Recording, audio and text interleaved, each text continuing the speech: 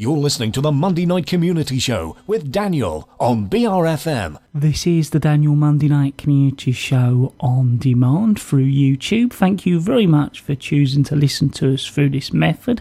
If you'd like to keep up to date with when I add new interviews, then subscribe to this channel. So this is the Monday Night Community Show with me, Daniel. We are at the moment going to be talking live in the studio to Jane Pitt, and Jane is our second sound artist, one of three sound artists, and Jane is working with the Minster Golden Gloves Amateur Boxing Club. Our project, of course, is Arts Transmission. Jane, it's good to speak to you back in the studio. Hi, Daniel. Good to be back here, and great to come up in the daylight, because I haven't seen Windy Ridge and the transmitter in daylight. It's very exciting. No, it's nice for us as well, because with the clocks going forward, it's the first time I've been up here in the light doing the show since last I suppose the end of last year. Yeah, so, spring is here at last. I was wondering if you could perhaps give our listeners a little bit of an introduction into your part of the project, just to start us off. Yeah, I'm working with Minster Golden Gloves Amateur Boxing Club, who've got an amazing gym down in Bluetown. And again, there, when I first started going there, it was always dark, and so I'd arrive completely in the dark, and then suddenly there's this, you open the door and there's this bright space, clean white space with blue floors and, you know, great equipment, and everyone focused intently on their training. But gradually they're starting to go outside and do a bit of training outside as well, so it's kind of mixing with the world a bit more. And I've been going regularly, chatting with people a bit, and also using different microphones to try and capture and isolate certain sounds, because obviously there's lots of people. There's two sessions. There's the younger people, the children, in the first hour and a half, and then there's the adolescents and early 20s in the second hour and a half. So there's these, you know, lots of people doing lots of activity. Trying to isolate those sounds is quite a challenge. Well, last time you were up here at the studio, really the project, or your part of the project, had only just started. It sounds like things are going well, but how are they going? Yeah, it's great. Because of, you know, spending time at the boxing club means I'm sort of getting to know how it all works more, and who's there. You know, it's to see the same faces and say hello, and but everyone's so focused on the boxing. It's obviously, but I mean, even the parents that are sitting waiting for their kids are totally into what their kids are doing, seeing their improvement week by week, and the trainers are all, you know, really good at what they're doing. So I'm kind of lapping all that up really, and then hoping to somehow feed that into the 3 or 4 radio pieces that I'm going to make. Well, I've certainly found that I've been coming along with you on a regular basis, and I certainly think by us being there on a regular basis, it sort of does take time, and they are getting more used to us, and rather than us being kind of the visitor, we're becoming part of their group or team, I think. Yeah, it must be quite strange having, you know, suddenly this person coming along and just kind of just being there when and not boxing, you know. But I am very much doing my thing. I'm there doing my recording, and they're, you know, focused on their activity. And it's been great as well to see the development and the improvement in particularly the younger ones. You know, that some of them, they've only just started doing it, and it's a great discipline for them, and it's really a great pleasure to see them coming along and seeing how their training develops as well. Jane, I know you next wanted to talk about your recording and recording in the environment of the boxing club. Yeah, that last song, Final Countdown, has made me laugh, because also, as well as the recording, I'm becoming very aware of the timing, the intense importance of timing to boxing, and this whole, you know, 3-minute training. The training is done in the 3 minutes that mirrors a round that would happen within a bout in a match. But anyway, I've being able to go over, you know, all this time has been fantastic, because we've all got used to each other, and everyone's been very, very kind of got used to me walking around with my boom with my directional microphone on the end of it, and people have got so comfortable that one of the trainers now comes up and serenades me through the microphone through my headphones every now and again, which is great.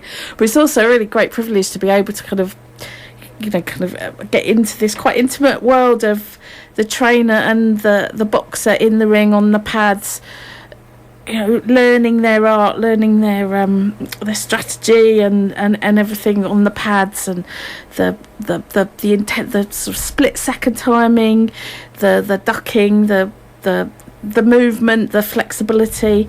So I'm hoping that I'll be able to somehow translate that into these very short pieces of 3-minute works that I'm going to make. So this microphone I've been using, the directional one I'm talking about, that can kind of isolate some of the sounds out of the general ambient kind of babble of all the activity that's happened. But it's been a real revelation as well to use a contact mic, and Daniel, you were with me the first time I used it, and I've used them before but I'd kind of forgotten to use it, and of course it's just a brilliant way of finding the sounds that we can't hear with our ears. A contact mic is a lot like a stethoscope. It's you place it directly in direct contact with the surface, so it doesn't use the airwaves to receive the vibrations of the sound. It's direct vibrations through material. So the boxing club is made of its internal structure is these RSJs and metal girders and grid, forms a kind of a square in the middle, and the chains that hold the punch bags are shackled to all of these. So there's this incredible network that is resounding. Every time there's a punch, and there's several people punching different bags at different times, sets up this intense rhythm that you can record through the metal of the girder. And also I've been experimenting with putting the contact mic directly onto the surface of the floor of the boxing ring. So I'm going to be recording a bit more of that in the next couple of weeks. Well, I was quite impressed because you were doing that and you handed me the headphones. And I couldn't believe just how it did isolate the sound, because you probably imagine in a boxing club there's lots of noises, everybody training, doing different things, and it's actually quite hard even with your own ears to kind of tune into one particular sound. But these contact mics actually did that, so I was quite impressed. Yeah, it's fascinating, isn't it? And I now that I've kind of done those initial experiments with it, I'm gonna go back and sort of focus a bit more on particular surfaces and get those from. But you saying that about it kind of isolating the sounds made me think I've been getting very curious about what it's like for the boxer the first time they have an audience. I've not been to a boxing match ever, and I'm really hoping I'll be able to go on to one, particularly see some of the boxers that I've been seeing training, and I'm wondering, how do they cope with this sudden noise of the crowd? But perhaps they're so used to having to focus on what they're doing in this incredibly busy environment that actually it's not a problem at all. You were talking a little bit about the mics you're using. Was you always planning to use those, or is it something that's sort of developed as you come to work with a boxing club? Well, they are two mics that I use quite often. I don't use the contact mic as much as the directional mic. I quite often use an omnidirectional microphone as well, because I often make work with groups of participants in a particular environment, like site-specific vocal works. So if I use an omnidirectional microphone, I can capture the sounds of all the people that are there, as well as some of the ambient sound, so that the work is very much grounded in that place.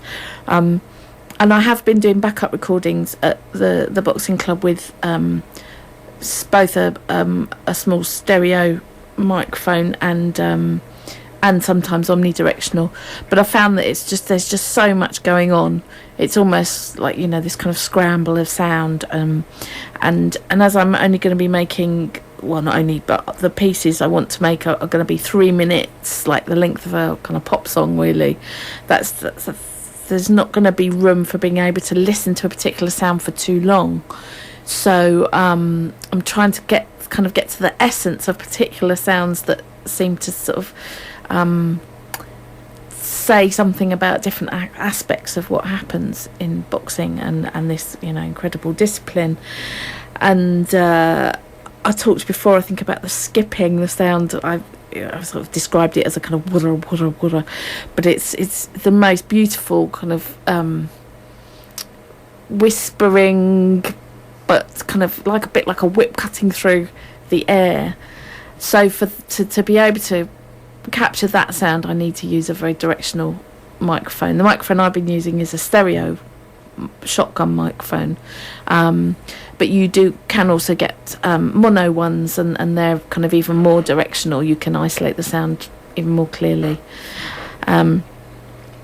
So one of the pieces I think I'm hoping to make will be something about that, the rhythm and this sound of the rope cutting through the air, making this kind of whispery whooshing sound to the rhythm of the double skipping, and then but also to use the directional microphone to capture the out breaths, these very personal sounds. Each boxer, as they get older, develop more and more their personal way of expelling the air, so that they're not kind of, all the saliva isn't building up in their mouth, and they actually are breathing and not going to suddenly keel over.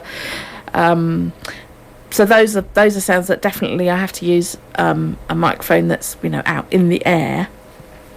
But the contact mic is a great tool for finding out what other sounds are there that we can't hear with our ears. So I was just thinking while you were talking about that, are there any sounds that you hadn't even thought of until you started working with the boxing club, or perhaps you've listened back to your recordings and thought, actually, that sound really works well, I want to capture that more? Well, I was aware already of the out-breath sound. As a kid, my dad used to kind of muck about boxing with me, and he'd always do the kind of sounds. So I guess that was in the back of my mind, but I don't think I was aware of the diversity of the sounds that different people produce, and and it seems to be sort of different whether they're kind of heavyweight or flyweight or whatever. They're I'm not sure whether those sounds differentiate the kind of the size of the boxer as well. It'll be interesting to find that out. But the skipping has been a total revelation to me. It's I keep going on about it, but it's a really not something I'd heard before. And I know you wanted to continue talking a bit more about the sounds. Yeah, because I was thinking, I guess I'd expect it, like I said, the out-breath sounds, and also the rhythms of the footwork, and obviously gloves against punch bags and pads. But hadn't imagined quite the kind of, there's moments of what seems like absolute kind of clamour and craziness towards the end, as this kind of speeds up towards the end of each 3-minute session. It seems like it's complete chaos, but obviously it's not. It's just that there are so many people giving their last, pushing out their last bit of energy. So all the chains on the punch bags are rattling, the girders going with it as well. This is like this almost kind of like a metal factory going on. And it reminds me, I used to be in a circus a long time ago, and the finale of our show was like that. The whole thing had built to this massive clanging of metal and bursts of blowing of fire, breathing of fire. But then that's balanced out with these incredibly kind of contained, kind of intimate almost moments where that you can see between a trainer and a boxer, where they're having a one-to-one with the boxer hitting the trainer with the pads or a body bag on, and just this, it's just between them, these very contained moments. Yeah, it's quite interesting. You know, when I've been there, there's more sort of to the training than you think, because they train in kind of set time sessions, and sometimes you see suddenly it gets a bit more built up and a faster pace as they're getting near to the end of that session. And there's kind of a lot of training on your own, but also then training with the other trainers. There's kind of those two sides to it. Yeah, and that from the outside, it's not immediately apparent quite how it's being managed and what's going on, but they all know exactly what's going on, and some of it's just because they've worked together so much that they've got kind of unspoken a way of doing it, but also that they are more in the moment than even when you spend a lot of time there, you're not as much tuned in. Really, they're tuned into each other. Jen, I was just wondering if you could go over your rough outline for the final pieces of sound art.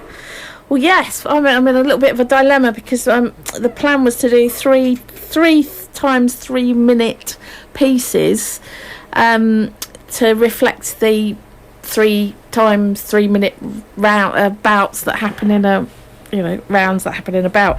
I'm gonna getting all my language muddled up here, aren't I? But I've come up with a 4th, so we'll see what happens. But I've kind of touched on them before tonight. I'd very much like to do one that incorporates the contact mic recordings, so the hidden sounds, with some phonetic vocalising on top, which I'd like to get the boxers to do. I'm also planning one with the skipping sounds, but I'm yet to isolate that absolutely perfectly, combined with the kind of all the more whispery sounds, the quieter sounds that you might not necessarily associate with the boxing. And also I was talking about that kind of incredible last push of energy that comes in the last 20 seconds of the 3 minutes quite often. That build up and from a focus to this energy. So one of the pieces will be about that. But I also I'm really interested in the relationship between the trainer and the boxer, so that's vying for 3rd place as well. Well, Jane, it's been great to have you along with us in the studio, and great for our listeners to get a little bit of an update on how you're going. Great, thanks for inviting me. That is Jane Pitt, our sound artist, who's working with the Minster Golden Gloves Amateur Boxing Club. She's one of 3 sound artists as part of Arts Transmission. Of course, Arts Transmission funded by Ideas Test, Creative for People and Places. Arts Transmission is the project to make new sound art for the airwaves here at BRFM Bridge Radio through the Daniel Monday Night Community Show. For us here at the Monday Night Community Show, you can find out all about the project on our website, brfm.net, on the articles page, through the blog I write by simply googling Daniel Monday Night Community Show on BRFM, or of course you can go along to the Arts Transmission blog, where there's information about all the artists, about the project, and blogs from the artists as well, and that is www.artstransmissionradioexperiment.wordpress.com, and that link is on both of those pages I've just mentioned as well, where you can find out all about the project.